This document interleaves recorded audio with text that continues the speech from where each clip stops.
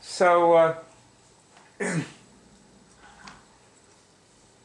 is it possible with smartphone to have the outline on the phone and be videotaping somebody at the same time? no, absolutely not. Wouldn't think so. Yeah, that would mean that you would have to swap over. You'd have to stop your video and check that you hadn't missed anything. In other words, you would need to say, give me a moment while I consult my outline, and then swap over, and then consult your outline, and then go back and pick up where you left off. And so what you would have is a series of movies instead of one movie. And we could use their smartphone. You could. To, let's call up, you know, I use both of them. You know, here's my outline anyway, but yeah. That's, you can also use your iPod. If I were someplace I could use my iPod. If I'm on a Wi-Fi, yeah, somewhere. Yes, definitely.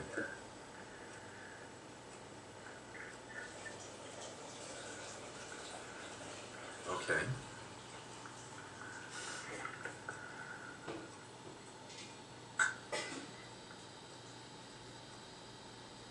Now, could we now, without reading them, discuss some of these strategy points? Does anybody see a strategy point there that you like, that jumps out at you that you'd like to discuss, talk about?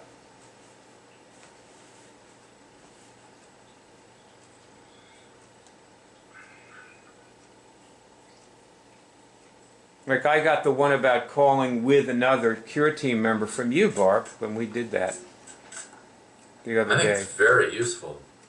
Barb, are you on mute? I think you might be on mute. Barb, can you hear me? Oh, yes, and are you on mute? No, she is mute. Do you have that? I don't think you have any sound coming through. Are you saying something?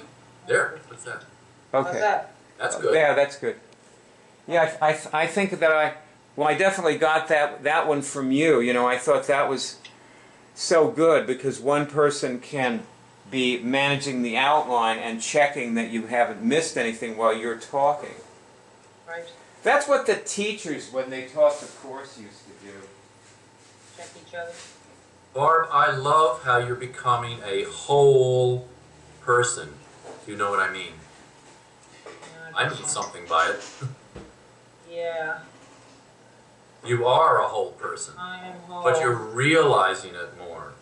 So if I have another half, I'll be a whole and a half. No, the whole is there. The whole is there if you don't get Thank you. sideswiped. Shit. Or, you know, go into some... For now, it's good, yes. Thank you. I have an early victory celebration, just kidding. No celebrations. It's just normal. It's normal, you know? Whatever. Yeah, I'm ready for Good. the next level. Are there any of these other strategy points that anybody wants to talk about? Because I can move on into... Well, putting you on YouTube, I mean, obviously, only if I'm out in public, I'll do it with my that's a good. That's why it's good to have a friend, because then the other person could film it. Yeah, that's true. Right. And obviously, get on Skype. Like, you know, get people on Skype when I'm talking to them on the phone. And also that one about if the person's too slow, I've done that where I've determined, okay, they're too slow, and I just kind of like started sort of freestyling it and giving them advice, and suddenly they picked it up. So then I would go back into the outline. Yeah, I've done that. Yeah. So what you're saying is that it can shake them loose. Yeah, that's good. If you just like what sort of advice would you give them? Let's like I was talking to that guy yesterday, and you know, wasn't getting necessarily no. And then I just you know, just like that girl that I had a session with that ended up signing up that you spoke to, Greg. At the end, she said something about, and I think this is the way people talk about Immunix, at least around here, about me. And she said, well, if we hold the space long enough, something happened. Like if we just kind of kept doing it, and suddenly she just got a signal. And then same with this guy. I just kind of kept shuffling and filling in the blanks and giving a little discussion or talk, and then let's try it again. And well, you know, that's an interesting thing you're saying, because if you give a little discussion, and it really doesn't have to be about immunity, like don't talk about immunity. But yeah, it can be about yourself. Or about him or you. Yeah. At some point, you can say, test that, and see if he gets Right. it. So that's okay. That's actually another strategy point that I'm going to add to this. Greg, could you just write a comment under the outline? On the, you know, go down to the bottom of the outline. There's a place to write comments. Facebook allows that, and I'll just copy it, and it can be like if the person's stuck, just converse about anything and ask them to test something. Yeah, see what comes up. Person stuck with his testing. If a person is stuck with his testing.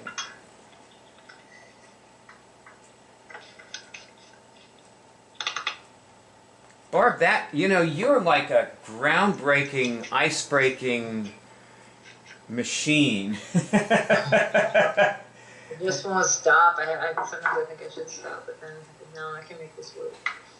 It's funny. It's fun. Thank you. Oh, wait. Whatever that. I hope I'm doing it all for the right reasons, or just once I get with someone like this guy yesterday, I must have spent, you know, I spent quite a bit of time with him, but I can tell he's gonna, you know, go somewhere. So we just covered the first. Yep. Now I have something to cover, which is that I looked in there, and of course Angel and Gulu are, you know, they're on Twitter, and I realized that there they are, and there's no tweets at all from either of them. They have 0 tweets, right, Ross? Yes. Yeah, Guru tweeted something. Yeah, he tweeted did. Something to me like, "Hi, Rafaela," just that. Yeah, it was before I actually added him to the A list, so nobody ever saw it but you. Now, in this outline, it says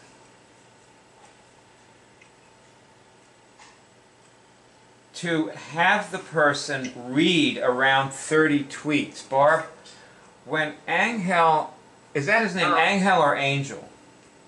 Angel. When Angel, by the way, that woman that signed up the other day, you know, Greg, did you ever pay Barb for that? Hold on. I'll be right there. No, I did not. But you got her money, right? It went through? Greg is coming. So's Christmas. Barb, at the top of your Facebook wall, I made a note for current donation splits for you. Yes, and I put, yeah. Sorry, I just had to put off that call. That was someone I had to talk to, but I told him to call him back in a minute. No, Barb, I could pay you. I don't want to do it every other day. It'd be great, and maybe you need the money. I've been doing it once a month, and I asked you to every That's fine. month. Just so it came through and everything. That's fine. Which you've never done. So I have to keep that in mind. I don't have a program. How do you pay Barb? By PayPal? Pardon me? Yeah. Yeah, he sends me PayPal. I see. And why is it that is it really a lot of work to just like turn it around and send it to her when you get it? Everything's work. I see. So is it a lot of work? No, on one time, especially in case you obviously if you need money and you pay what $24. Yeah, if it's a small thing like that, I think it's probably better to wait till the end of the month. I mean, obviously, with $90 or $144 yeah, then you should send it to her right away. But you know what, Barb? You're on 80% for this person because she's your person. Right. And it's 80% of $24 is $20 a month. Good. And, you know, if she lets that run for 5 years, you And got... some people do. Yeah. You got, like what you got there is per year, 12 months is 240, you got $240 a year. I gotta get like 10 or 20 of those people right now for. 10 would be Yeah. 10 would be $2,400 a year. If I got 10 new ones a month or something.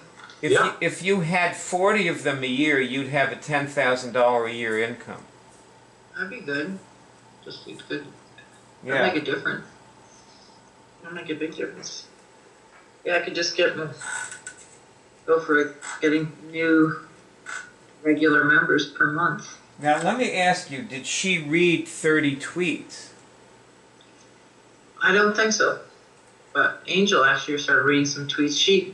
Now wait, before you go on, this is something that you sit there with her while she does this. Okay, good. I'll do that with her. That's something we could do together. And with everybody. Ross, did Gulu read 30 tweets? No, because he has to subscribe to Twitter.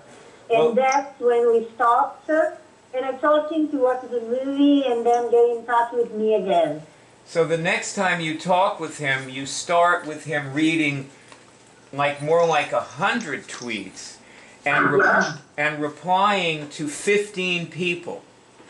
Okay. And with your friend Barb, with your friends, when you see them again, they read 30 and reply to 5. Okay. They must reply to people. It's not enough for them. You have to ask them, is anybody there inspiring you? You need to read the tweets and look and say, well, what about this person who wrote this? What do you get from that? Right. Oh, say that to her.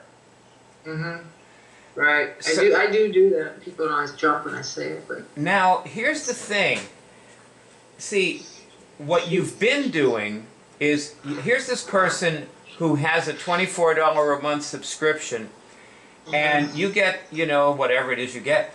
And so you've been calling them every so often to keep them going. Now, if you get her interacting with everybody on Twitter, you never have to call her again, and you've got the same thing. As long as she doesn't develop a dislike for you and decide somebody else is her person, and she starts doing a thing with them, and then that will probably transfer over to them. But maybe not. Maybe, I'm wondering, maybe you should just get the thing, and if she likes somebody else. I think with Alejandra, we transferred what Alejandra was giving to Ross. Did we, or what happened with that, Greg? You would know, I guess. We have not. Do you want that? I think maybe what it could be is because I kind of referred her to Ross. I thought she needed sessions, and I really didn't have the time, or I didn't think I was the. Yeah. So Barb still gets her share on Alejandra, right? She has been, yeah. I think we should leave it like that because Alejandra was her person. She brought her in, and if her subscription expires and then she has to re-register, then whoever she re-registers with will get it. But otherwise, Barb should get it. So that's what I think. So when people are looking at the Twitter feed, does it? I scroll down for a long time. I never even. Yeah, it scrolls down like forever, as far as I can see. Oh, okay. But sometimes it doesn't. Sometimes it expires. It depends on the day and your connection and shit. Yeah, that's true. Sometimes it doesn't go down that far. And I've seen it where it was like 3 tweets. That was that's what I was wondering. That's why I was wondering how can they read 40 tweets, because I've never really been able to unless it was buffering or something. Well, with mine, I just scrolled down this morning with my machine, with my handheld. It certainly went down 100 tweets. Oh, well, that's enough. I have to keep somebody busy. Yeah, it definitely went down 100 tweets. Well, mine, it says load more. Online, I'm not doing it on my phone. But online, it keeps saying load more, load more. You all right now?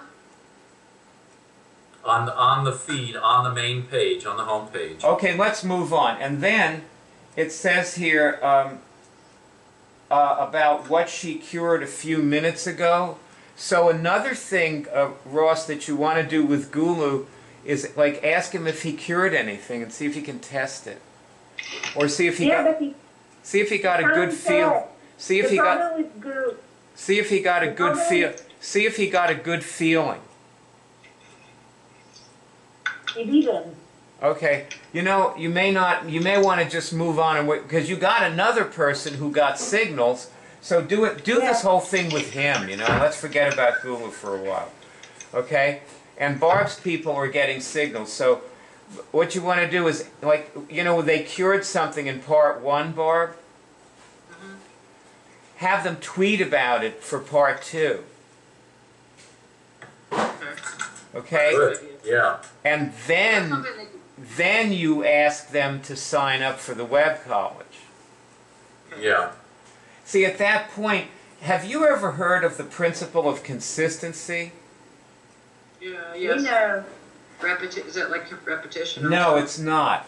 The principle of consistency says that people want to behave consistently. So if you tell a person something, then they're not doing anything. But if the person cured something, tweeted about it, he just told everybody in the Twitter feed that he cured it. Now you ask him to join the web college. Consistent behavior is to say, okay, yeah, this is my thing. I'm doing this.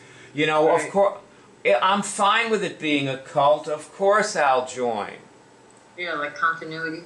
That sounds good. People will do anything to behave consistently. Ross, do you understand this now? Yes. Okay. All right.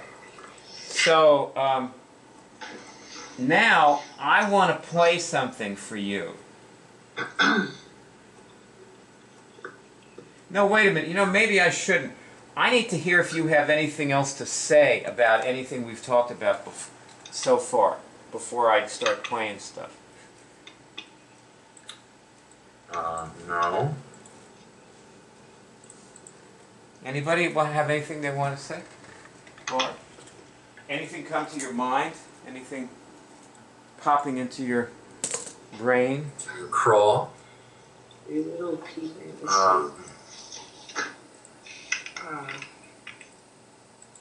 I'm being consistent by saying no. Right. Truly. No.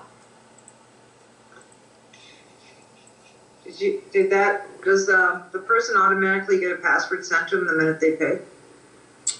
They automatically get a password, and I write them with their personal password because that temporary password will change. They can use it right away, but it's a generic password just basically for the month or for a period of time.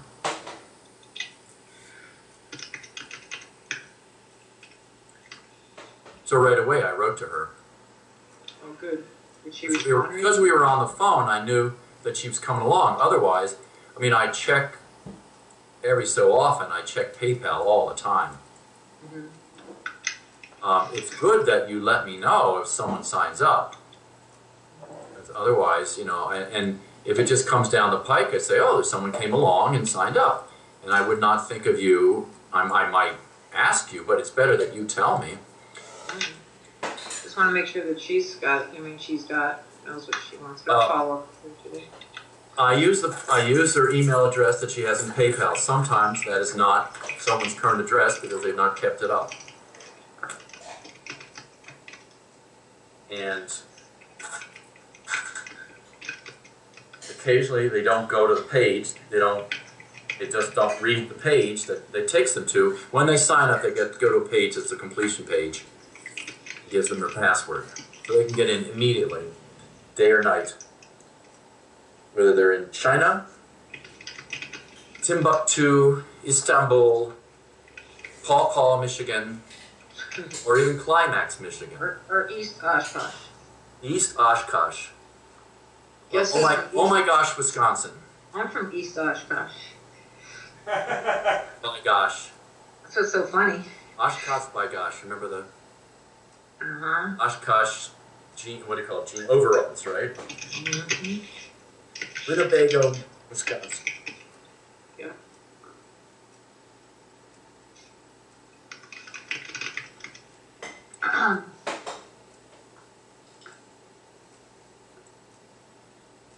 So Barb, how about keeping a list of people who are your people? Just somewhere have a list. Okay. And it just helps you also to know what you got. Yeah, I mean, I don't even know always which people have signed up, so, but. You know, I have ways of dealing with this, and I had a program, a church program that someone was trying to sell me, and they gave me a free trial for it, where you can put things in like when they donated and who talked to them and so forth. It's a whole heck of a lot of work. Sure.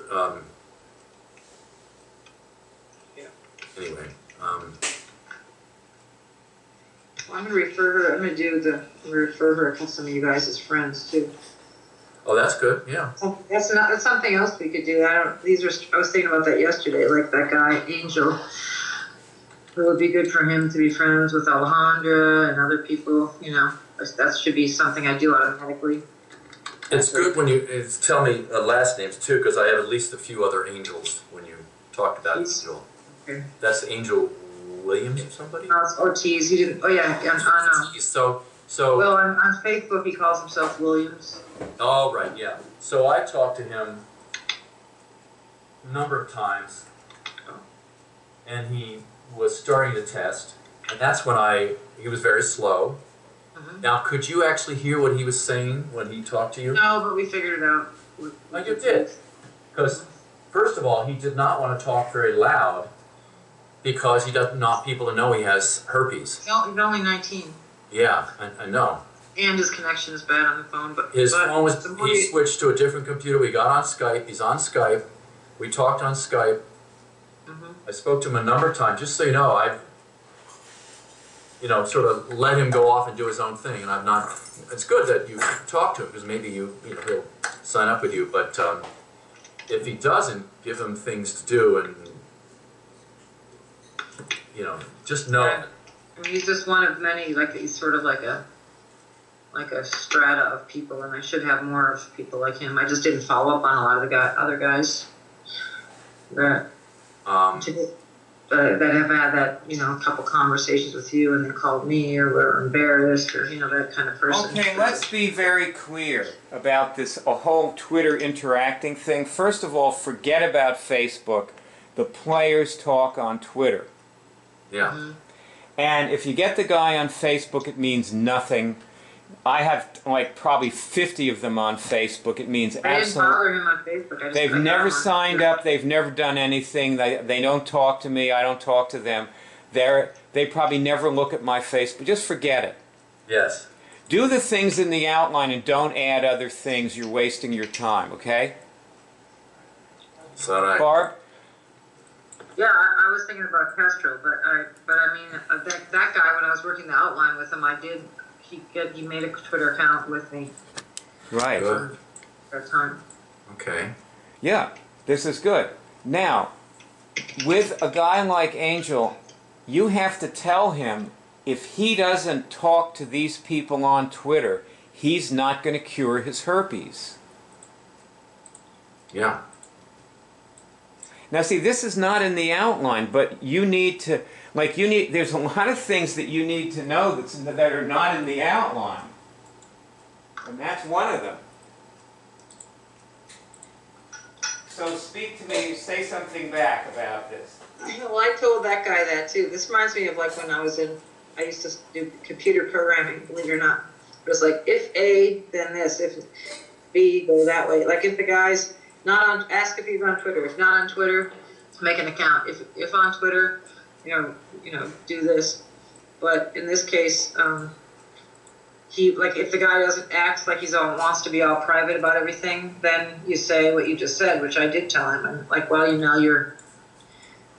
happy to work with you now, and this is confidential, but you know that in the long run, you're not really going to get where you want to go without being able to, be out about this and really, and speak, freely about what you've done, especially after you cure it. And he totally got that. In fact, that got him excited. And then after that, he was getting more signals. I mean, seeing that he could be a person that would, you know, help other people or have a cure and talk about it. But that ought to be something we tell him. That's very good. See, and then you point out to him, see, as soon as you realize that, you got more signals. Yeah. I mean, it just created a lot of energy in him. And he saw that suppressing himself and hiding himself was good. damaging. So as you're talking, and then you go on to say, you know, see, like I put things, you know what you were saying about how you're not going to get where you want to go? Mm-hmm. Okay, well, the way that you say things has an impact on people, and you're like actually trying to minimize your impact when you should be maximizing it. Because remember, the whole idea of this is to eliminate people. Like, you want to get rid of this guy before you spend another half hour with him, and then he says, oh no, I'm sorry, I don't have any money and I can't sign. I really would love to sign. You've given me so much and I'd really love to give you a donation, but I really can't, you know. So you just want to get him out of your life. Yeah, no, I did that with a lot of people. I understand. This guy wasn't like that. So what you say to him is, you tweet right now, or you're going to have herpes outbreaks for the rest of your life. That's what you whatever you think will maximize the impact of what you're saying to him, that's what you say. Okay. I'm looking for when I talk to him. There are others like that, Barb, that I can give you who are actually, I sensed that he was good and that he stuck with it. He was right in the moment. Yeah, he stuck with it. And I did tell him, which again got him to get better signals, like, because he kept saying, can I really cure this? Can I really cure this? I said, you've got to cure this, because if we don't cure this, it can go to your brain, you can die. But he can get a heart attack. He was asking you, can I cure this? Or was he testing? No, for like, he was asking me at first. And that's what he did with me, on and on, where he had to be testing everything. Nothing's about you, about you answering questions. But anyway, there are other people I'm looking at. That kind of person needs to have, you know, be referred to me or somebody, and then they just need to focus on getting a signal. Yeah. Asking questions. But I have other people who are further along in getting signals. The answer to that question has to be that, you know, you just you do it, and then you know.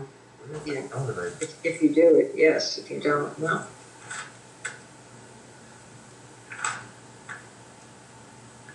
Sure, that's the answer. It's who gives the answer.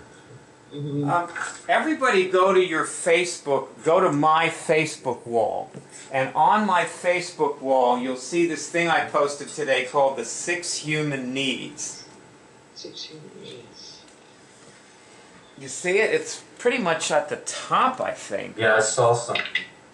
By Tony Robbins, right? Yeah, that's right. The 6 Human Needs of Tony Robbins. And I want to ask you, are your 6 needs, which of your 6 needs would you say, if any, are being fulfilled by being on the cure team? Barb, for example, does any of those pop out at you? Contribution, forward progress, growth, I guess connection. Connection. Like today, I felt uncertain or kind of like, you know, like I needed to be grounded somehow and alone. And then I realized, okay, well, I got my meeting at 10:30, and it was like a grounding thing for 10 o'clock. Felt like, okay, you know, it fit into a couple of these now. Variety. Yeah, I guess it's kind of almost all of them. What about certainty? That's the one I'm low in right now. That's what the checklist is about. This list is supposed to give you certainty.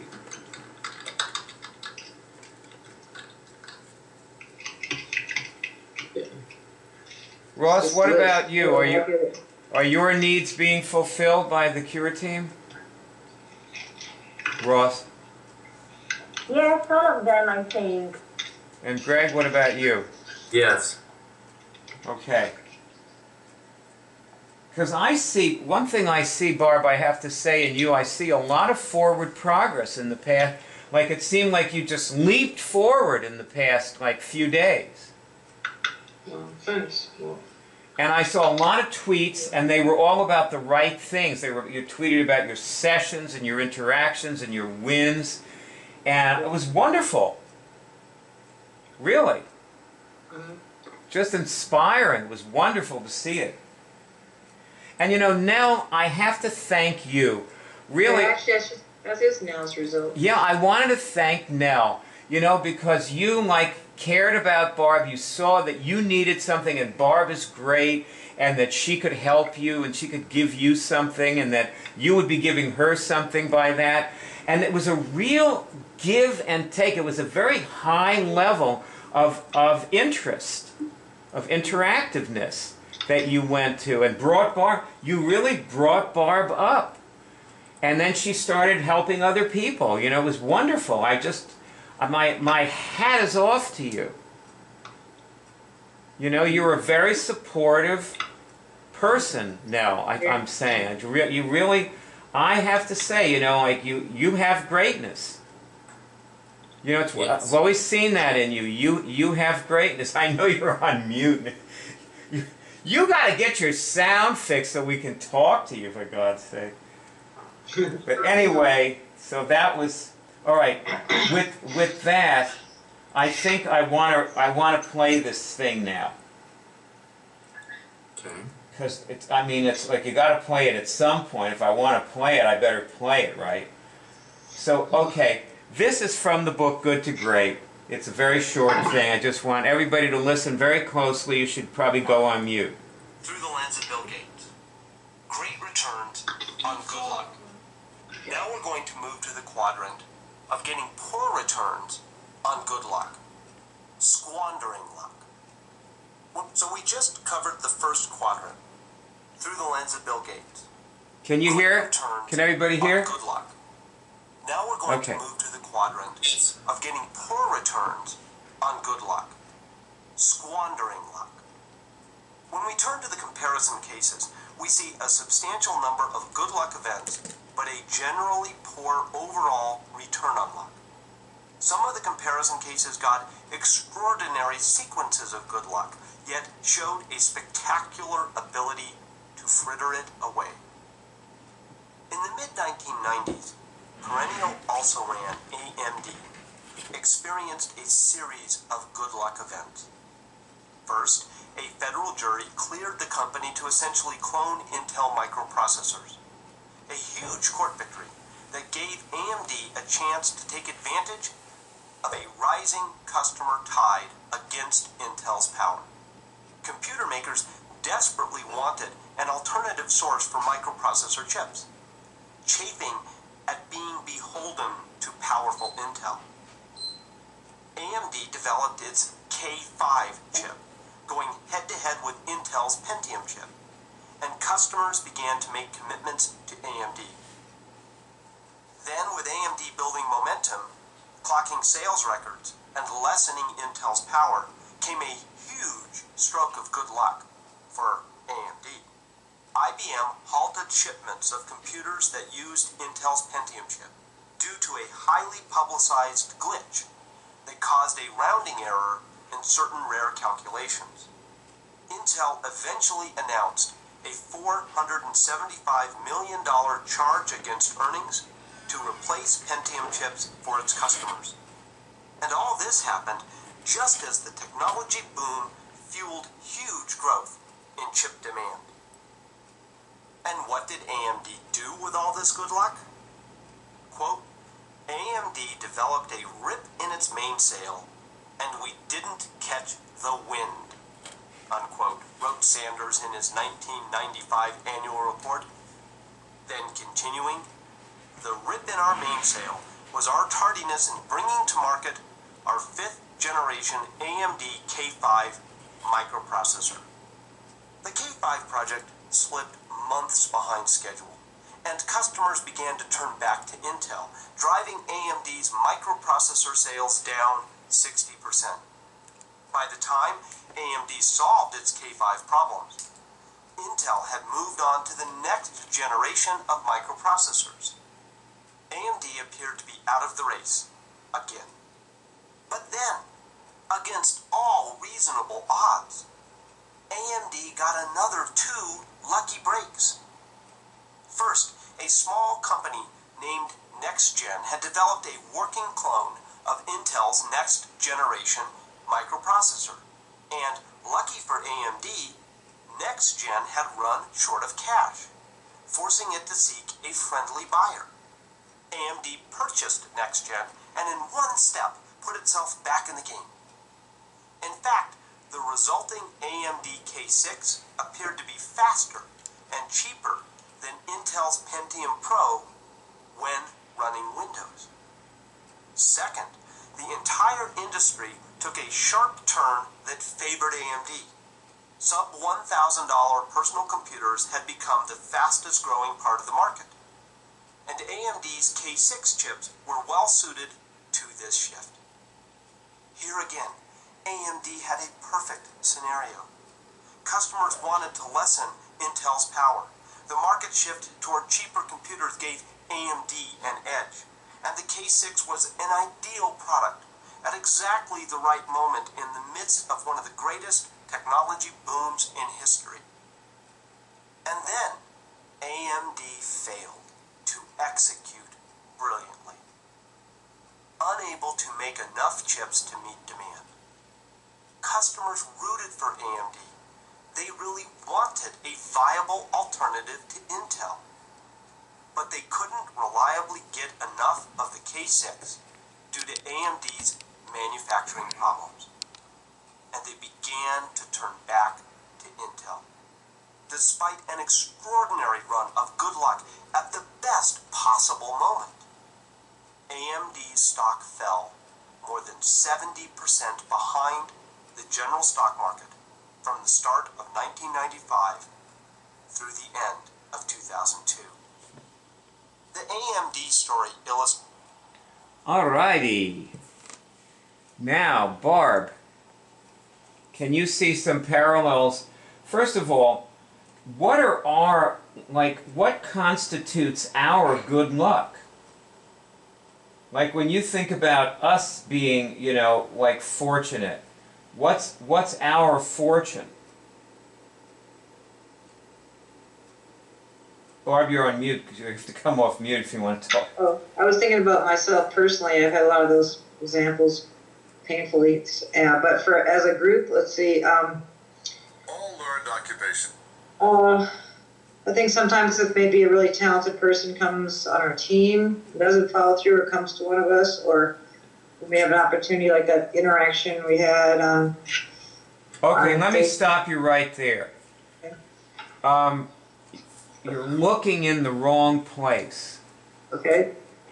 Okay, and I'll tell you why, because I think that what I'm finding in us is we have a major dysfunction, and I'm saying we, but see, it's not a group thing. It's actually that as individuals, we have trouble eliminating people, and we get stuck with people. And I see Greg doing it. I see you doing it. Like this thing with this woman that you were seeing, Greg.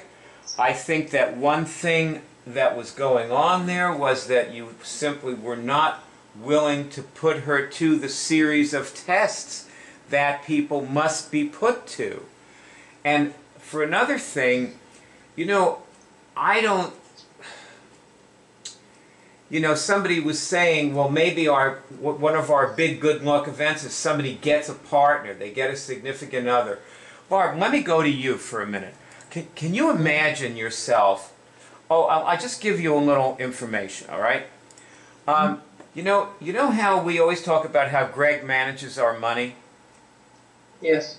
Well, actually, our money management is like everything else we do, a team effort. Mm-hmm. And in this case, Franny does a lot of it with Greg.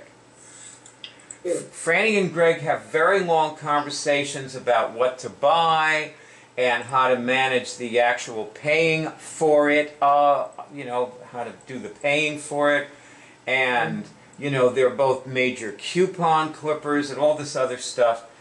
And I think it would be very different without Franny. Franny is like a real team player on money. You know, well, I'm not. You know, what I try to do is I try to get everything that I do at a bargain price, and I don't do that much, so they don't have to worry about too much about me. You know, I buy food or whatever, but, you know, if I need a computer, I go to them. They pick it out. They decide what I need. They design it. They do all that stuff. I don't, like, go over and say, oh, I want this computer. You know, I like this one. You know, I've never done that, and I never will, you know. I don't want to try to, you know, increase my core competencies. You know what I'm saying? Like I'm competent about enough things, and I don't need more competence. What I need to do is work the things I'm competent at. You know? So that's the way I play on a team, is like I'm a goalie, okay, or I'm a catcher, and that's what I do. I'm not going to try to be, you know, a second baseman. Like, I don't want to change my position on the team. So, okay, so imagine yourself, Barb. Let's say that you get this person who you run the outline with, and she passes with flying colors and jumps onto the Cure team afterwards and is at your house every day organizing you. And she says, I'm in this with you. I'm doing this. And so far, so good. Like, she's a devout worshiper at the altar of Immunix. Somebody who really has, like, she's in the cult, okay? She knows this is going to change the world. She knows it's the cure for cancer. She got it. She's a rarity. This person is rare. And she doesn't have, her husband isn't going to, you know, tell her he's leaving her. She's not married. You know, she's a lesbian, and, like, you know, she hasn't got a girlfriend right now, and she's, you know, she just is like, she throws herself into this because this is real to her. Like this, she sees that's the most important thing she could ever do. Okay. And so, you know, you got this great person, so you decide that you want to make her your significant other, and you start having sex with her. Like, just imagine that you do this, okay?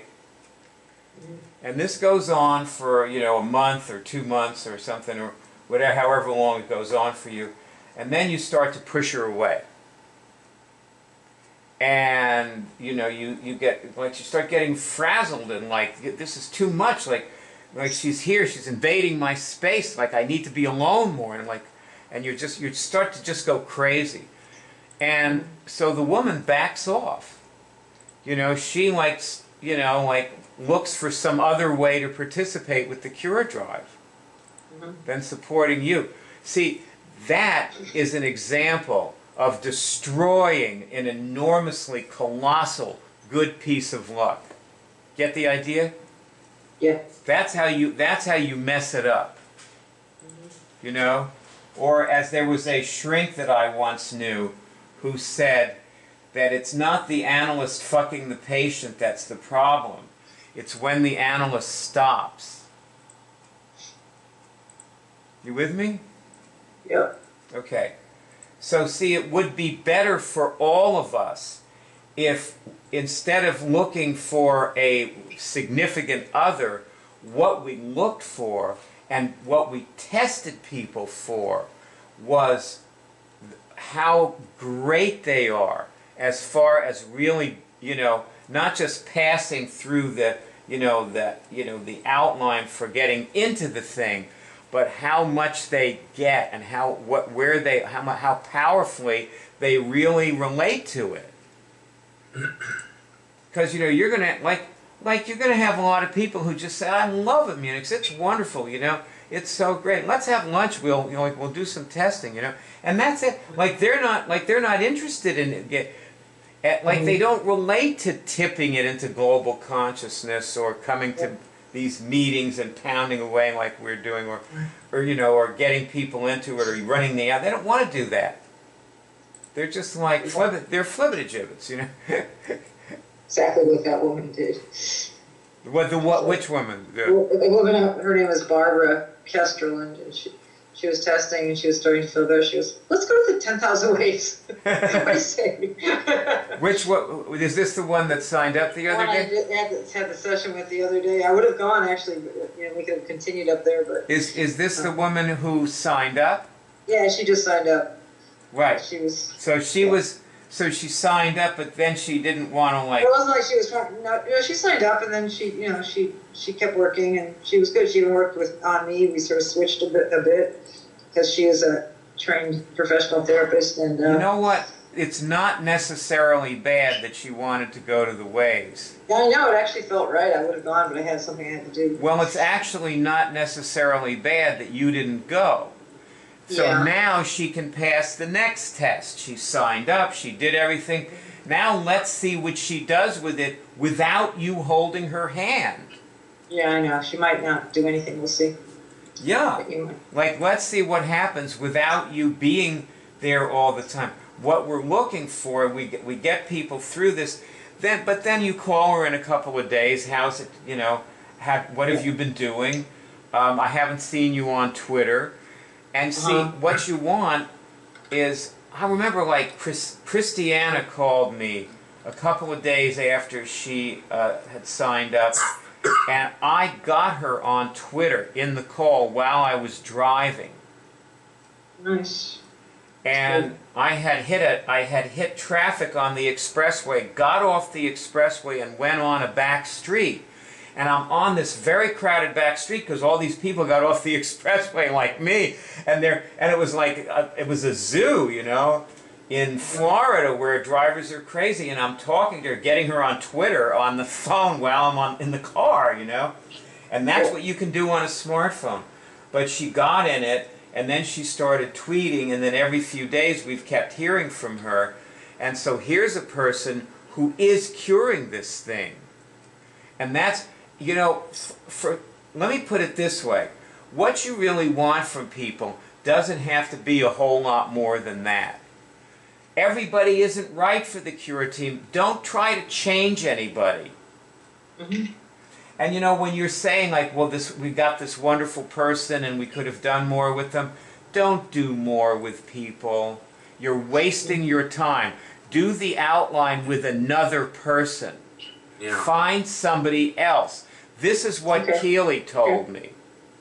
Or, you know, with the same person, you ask them for another thing. If they're not on Twitter, if they get them on Twitter, or something that moves them along. Once you've completed the outline with somebody, then you watch and see what they do.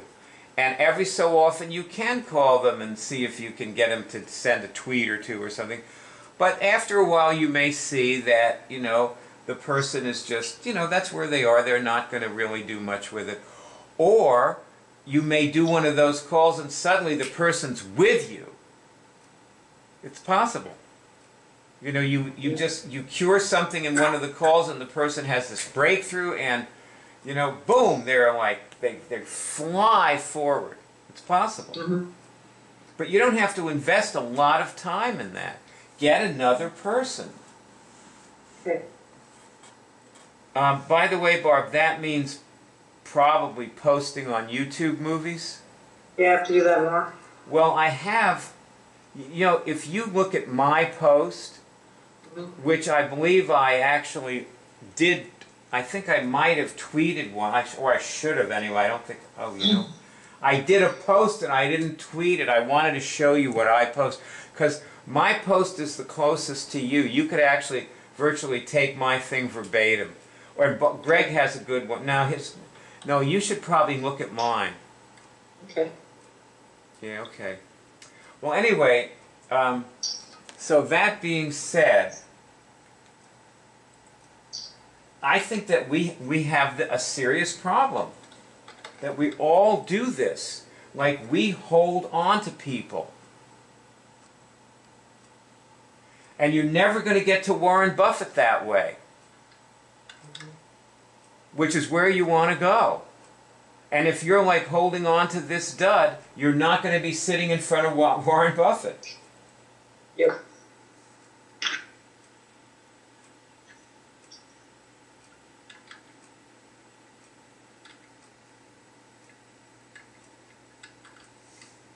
Clear. You know, by the way, if you want to think about like having a relationship, do you have any awareness of what Franny and Greg went through like in the past week or two? I know they were going through something, and I've been there, but I didn't have anybody else to coach me through it. And I realized if I would have had the reason my relationship with Virginia lasted so long is I had other people there to coach me, and right. So I can imagine what they've gone through, but no, I don't know the details. Well, at some point, Franny said to Greg, you're going to destroy all of our lives. Yeah, I saw that, and actually I was thinking that I want a relationship like theirs. I would like to have somebody that, when you hit a hard place, we work through it. See, okay, the thing is, do you think that you could go through what Franny went through and stick with somebody? Yeah, if I liked him, if it was the right person, totally. Because a lot of people can't. Yeah. You know, like a guy does what Greg did and his wife says, fuck you, you know, you'll hear from my lawyer. Get out. Pack your bag. Get out of here. I don't want you in the house. Are you still doing it, Greg? No. That's what they do, you know. They don't stick with the person. And see, that was good, Franny, that you asked, because you're still sticking with him. I wish someone, I need people to stick with me too. Well, let's talk about Chrissy for a minute, and I don't mean anybody else should talk about Chrissy but me. But the thing is, like what I was talking with Barb about the other day about how Chrissy stole from you? Like when I was helping Ross, when I was helping you with, when Roberto was dying, and I realized that what you had to deal with Roberto dying was easier to deal with than me watching Chrissy destroy herself. And that's what she did. She didn't die physically. She died in a far worse way because she stole from Barb and she stole from Franny. Chrissy really destroyed herself in this lifetime. And she didn't want to do it. She did it because of, she was just dysfunctional. I don't think she ever wanted to rob anybody or hurt anybody or betray anybody. She stole from Greg and you and everybody. I mean, now, Franny, I've said don't say anything. Just don't talk. Okay? Yeah. Because there's just a point that I want to make with this, which is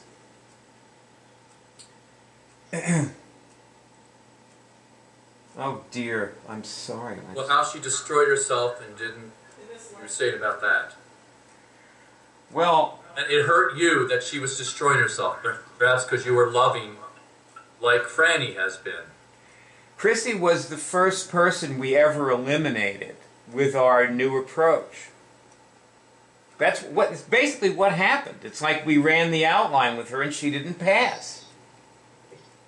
She just couldn't handle. She couldn't cut the mustard. She couldn't handle it. And very recently, Barb, not more than just a few months ago, you were telling me that Chrissy said to you, people don't cure things. Remember that? Yeah, she said, you don't cure people. She said that. She said, you can't cure anyone.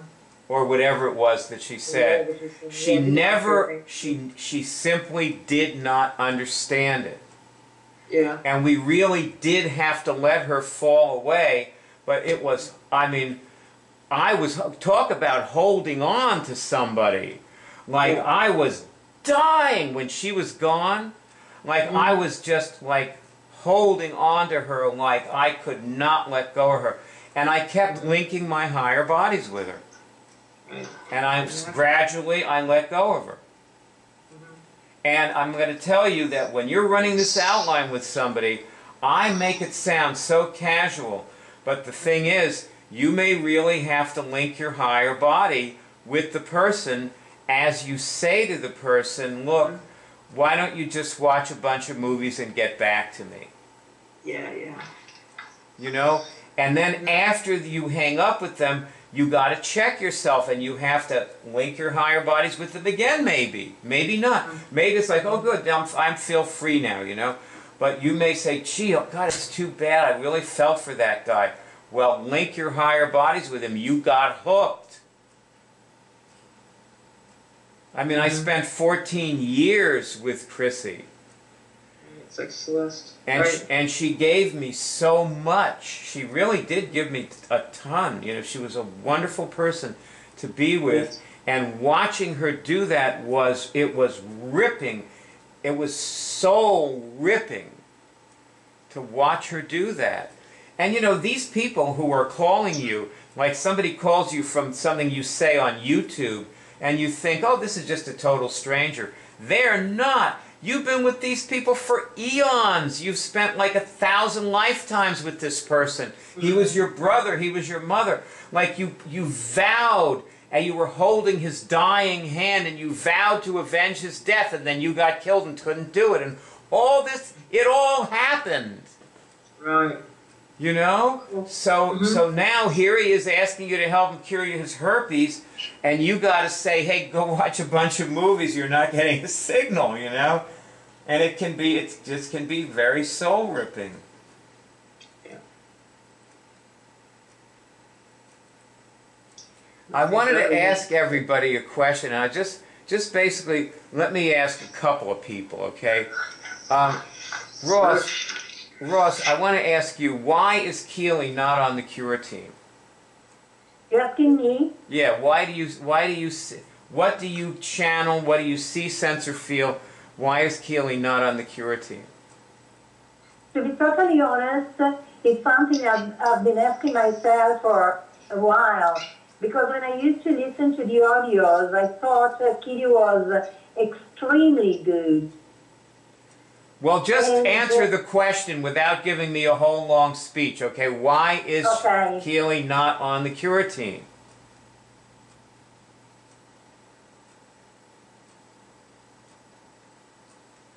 You want a minute? You want me to ask somebody else? No, it's okay, it's okay. I don't know, I simply don't know. I guess why don't you she wasn't right for the Cure team. Why don't you take a minute and see if you can see it while other people answer the question. Barb, why is Keely not on the Cure team? I think she thinks it will bring her down, that she thinks is not a good way to spend her time. So you think I want her on the Cure team, but she doesn't want to be on the Cure team? I just think she thinks it's not her. I don't know about you. Well, your answer implies that if Keely called me tomorrow and said I want to be on the Cure, I didn't think the option of that you didn't want her on there, or you didn't ask her to be on there. I didn't think about that. No. Okay, but actually, you know. And I haven't asked her, so that's an interesting point.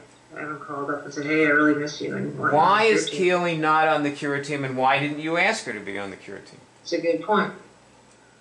I think, I don't know, I guess from my experience with her, she doesn't seem like, I don't know, that's a good question. She doesn't seem like patient or interested in being on a team. She likes to be a solo. To me, she's not, she would never be been impatient. a person. Yeah, she would be impatient. You know how she would get some meetings. She gets kind of impatient and dominating, and then not argumentative. Like, she doesn't like to move as a team, from my experience. She likes to be. That's very interesting. Okay, that's an interesting answer. Okay, Greg, what about you? To me, she just is not willing to confront. She's never told the truth about her relationship with the Geeter. She's afraid to lose what she has if she were really true. If she were really true to herself and true to us, in relationship with us, that because Jerry has his ways, and she has to be with Jerry. Okay. So she won't just, there's lines she will not cross. Okay. She'll play the game and you know. Lines she will not cross. Okay. Got it. What about Ross? Do you have any ideas now? Well, now I would say that she doesn't really want to be, she doesn't want to be in the Cure team. She Okay. made different choices. Okay. Okay. Oh, Franny. Franny has an idea. Go ahead, Franny. Well, one of the things that Keely did was she picked underdogs and spent a tremendous amount of time with them, which didn't really go anywhere, except for a few instances. Franny, thank you, because that's the answer to the question. Yeah. She was unsuccessful It's in the past. That's a funny. good point. You know, Franny always knows the right answer to every question I ask. And I'm like, and you know, I'll tell you something. Sometimes I actually go out of my way to ask Franny a question because I know that she will not volunteer information unless she is asked a question. So if I don't know, I just did. thank you, but I asked a question. See, and I know if I don't, all right. if I need something, unless I ask her, I'm not going to get it. So I got to ask. So that means I have to frame the question, and a lot of times I can't frame the question, so I don't get my information. So Franny, I think you need to be volunteering the more information. Okay, I'll try. I shouldn't say that. We're not supposed to say I try. You know, Anyway. I always see that because she's doing that, doing the Yahoo group where she doesn't. She spends wastes so much time with people, and she doesn't even ask them. Well, this is good enough. Yeah, but Thank you. It's good. It's good enough. Thank you. So what I want to say is, see, we all have this problem. In Keely's case, it didn't seem to me like she was willing to handle it. I think that was the deal breaker. I don't know about any of the other stuff people have said. She might be able to be on the cure team and work through all those things, but if she can't eliminate people, if you can't eliminate people, you can't be on the cure team, because that's what the cure team is about. What we do, like, we're trying to find an ally. Now see here, let's take Barb as an example. Barb, let's say that you decide that you're going to make lots of money doing this, okay? You've decided now this is it.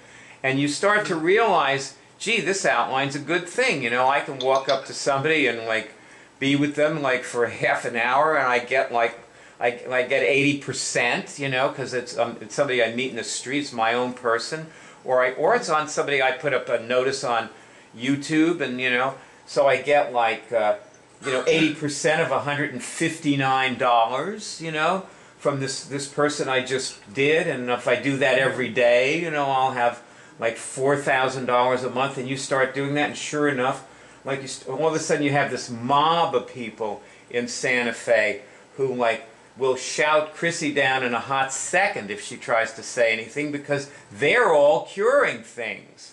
So she isn't going to fucking tell them they can't cure anything, you know. They'll say, what are you, crazy?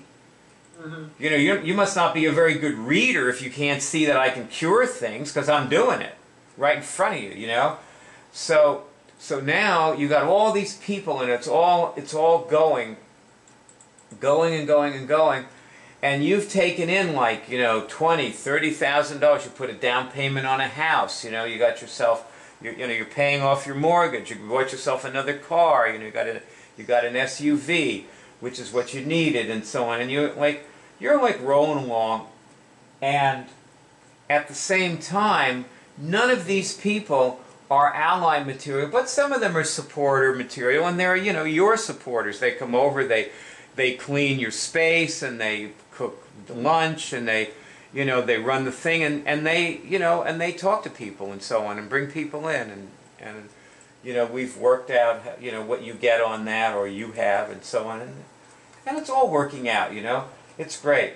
And so you got supporters, and you got this and that, and then, like, but see, the point is that you can tell that these people are not allies. We don't try to make them into an ally. Like, you know how people have always said that I try to get people to do more than they're capable of. And the whole idea of this, what I'm trying to do here, is I'm trying to handle this problem in myself, partially. so that I don't try to get people to do more than they're capable of, but I also don't hang out with people who are capable of nothing. So that the people that we do work with, they do give something. They sign up for the web college, they donate monthly, they come to your house and they assist you, Barb, or whatever. Are you with me? Mm-hmm. So they do something, you know, and they're worth something, and they know it, and they feel good about themselves, so they get something out of that. So it's an exchange, it's a flow, it's weird, you know, they're taking and they're giving. Yes. You notice when Anna left, the last thing she wrote, and she said, "I'm fine, don't worry about me." Remember that? Wow. Everybody remember that? Yeah. I do. What did you get out of that? I got fuck you, goodbye. Yeah, except I didn't get "fuck you, goodbye." What I got is that... What, Barb? I got that she's not that fine, and she, you know... Well, yeah, me too. But what I actually got is that Anna, in her mind, she thought she was supposed to be taking only.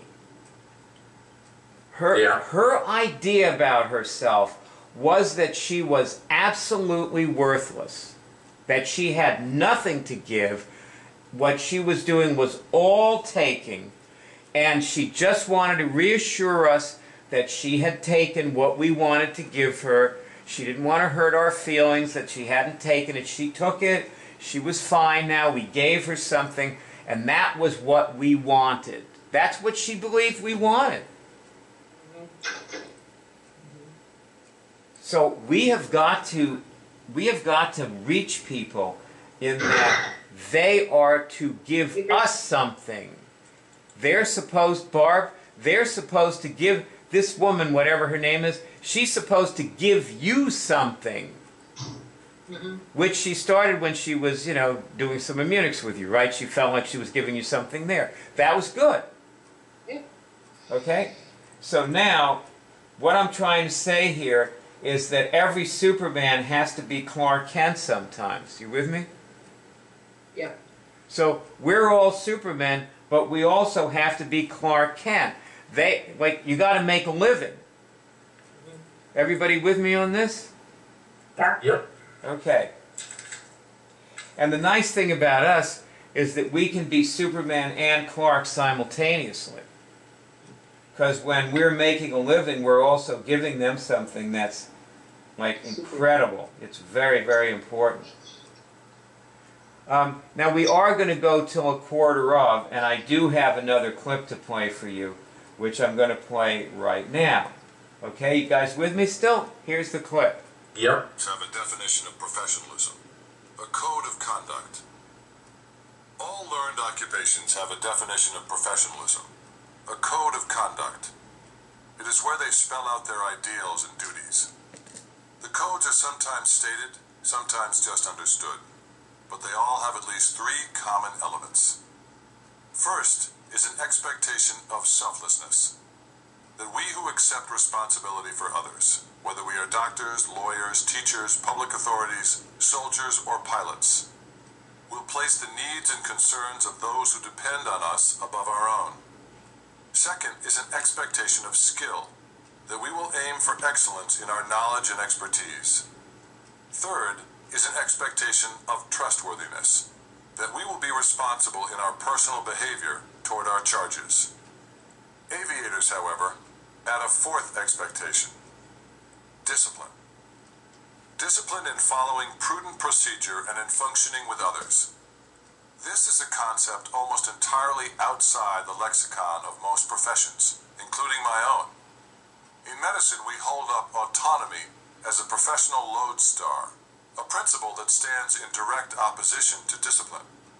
But in a world in which success now requires large enterprises, teams of clinicians, high-risk technologies, and knowledge that outstrips any one person's abilities, individual autonomy hardly seems the ideal we should aim for. It has the ring more of protectionism than of excellence. The closest our professional codes come to articulating the goal is an occasional plea for collegiality. What is needed, however, isn't just that people working together be nice to each other. It is discipline. Discipline is hard, harder than trustworthiness and skill, and perhaps even than selflessness.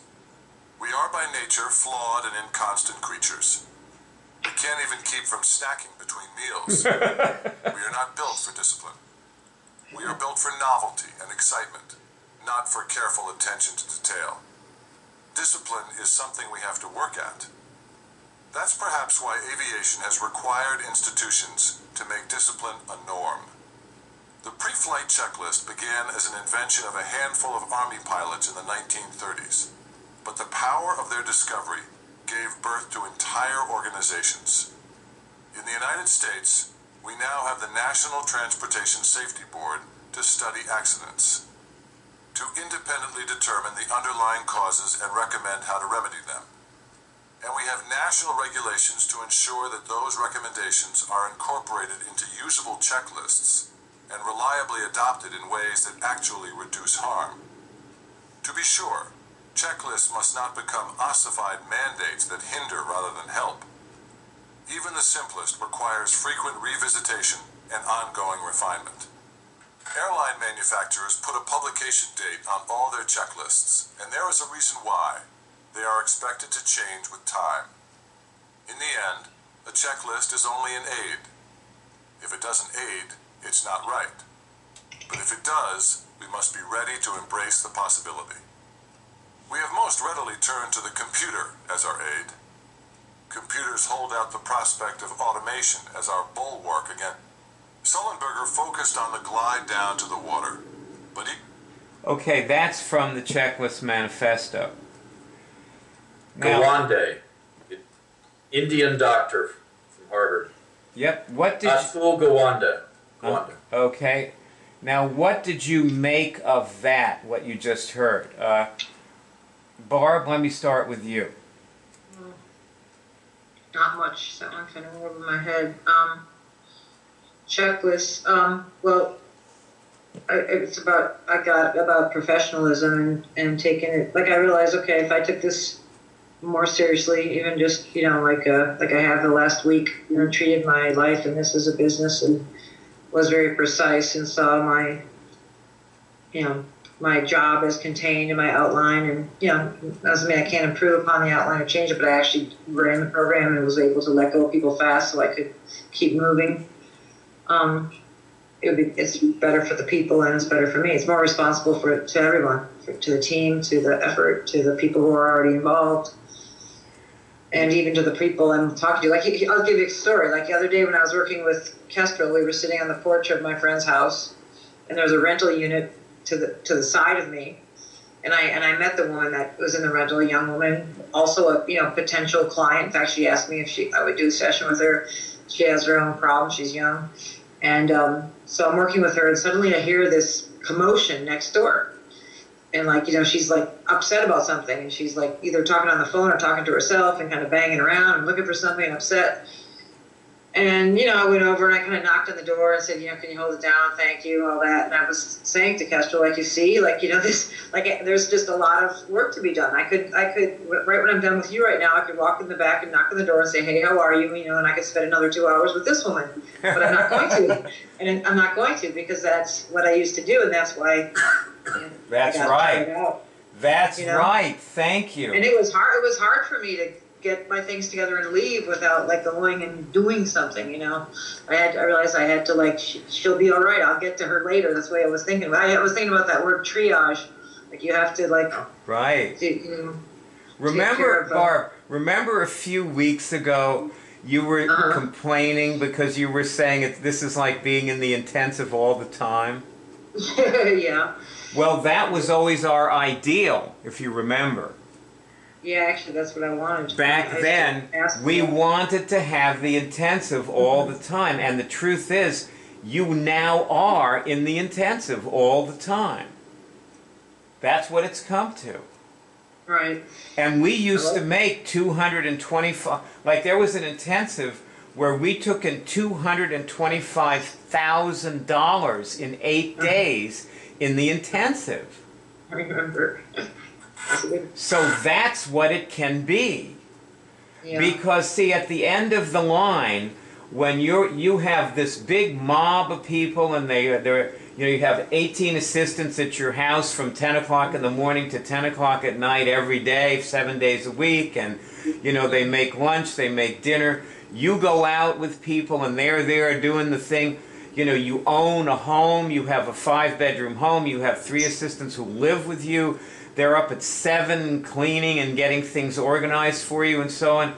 And all of this happens, but you still know they're not your ally. And then one day, Warren Buffett walks into your house with a friend of his who is one of your guys, and he sits down on your couch, and you don't say, oh, I don't need him. I have all these other people. One of these people will be my ally. You will know that you need to go over and inquire whether he's the ally you've been looking for. We've been waiting for him, yeah. You see? Because you will have eliminated, each person will be in their place. You'll understand who people are. I hear you. God, I'm just starting to get the value of saying this is a cult right away, because there are people out there who love cults and are looking for cults. I was thinking about that Lisa McAdam and Gusta G, and a lot of people are like Karen. People love, if they understand what that means, and they would like to, and they've been involved with things. We never ran the outline with Gusta G. That's right. So we didn't. And it's Gustagi, by the way. It's not. Sorry, I'm sorry. Yeah. Okay. One thing is anyway, I heard you. I'm noticing that I'm writing tweets to you guys, and you're not seeing them. I see them.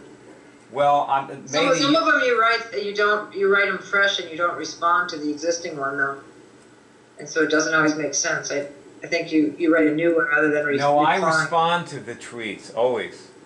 Really, because some of them, if you expand it, it doesn't say what you're responding to, so it means that I always respond. Okay.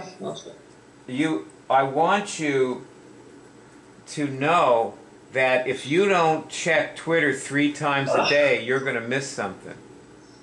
Okay. You got to read through to the point where you stopped 3 times a day. And Greg, I got to say to you, like, we're sending you text messages and you're not seeing them. You got to stay in communication with us. I see all text messages. It may be some other SMS message that you send me that I don't see. You need to. I see all text messages. But I have to respond, say got it or great or whatever. Yeah, you got to say got it, and you simply just stop and look at your smartphone, Greg. Just when you're yes, walking. I will. Okay, I do. okay. I will. All right. I've not been tweeting much, but I will have to do that. I got your message about tweeting, and I responded to it. And then answer people's tweets. Just say great, and just be there. Precisely what I just said. Did you hear me? Okay. Yes. Thank you. Thank you. No, actually, I didn't hear that. But anyway, I heard it now, so it's good enough. Okay. And I also tweeted it. Okay, good, okay. Another thing I wanted to just say to Ross before we end our meeting is, Ross, I have discovered that you are someone who I can use as a leader. Ouch. Because when I give you things to do, you do them. Well, yeah. And so you can be an example to other people. Okay. Like when a new person comes in and they look around, they will see, if nobody else, you tweeting. And so you're an example of like somebody. You are a leader, that's true. You are a leader. I just want you to know that. And thank you for telling me. I didn't know. I really. It's good that you're in a different time zone. Mm-hmm. It's good. That you're in a different time zone is good too, because it doesn't always come. That's sometimes right. There's a dead space, so you pick up the slack. That's very true. And I wanted to say to like to Greg that I want to use you as a leader, and also that people who come in here, like when they look around, they deserve leaders. They, you know, they've earned that just by, you know, just by trying, just by inquiring. They have earned somebody being there to be their leader. Yep. So, with that, I thank you all for a wonderful Cure Team meeting. And you. It was lovely, as usual. Yeah, but really learning and also acknowledging what we have learned and our progress. And I think we've been able to see our progress in this meeting.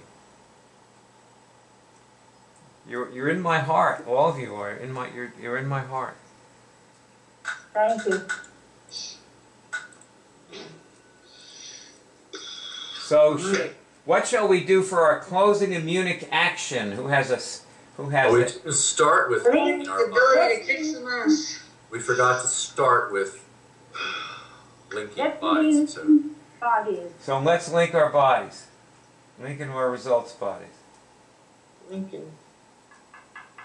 Lincoln and a stinking and a... And you know, our next one is going to be on the entrance points on Tuesday at 12. Let's make everything is going to be a quarter after the hour now. The Cure meeting Monday night is going to be a quarter after, and this is a quarter after. This worked out very well for me. And also our topic on Tuesday will be a quarter after. Okay. Quarter after 12 on Tuesday. And it's going to be on the entrance points, which I tweeted.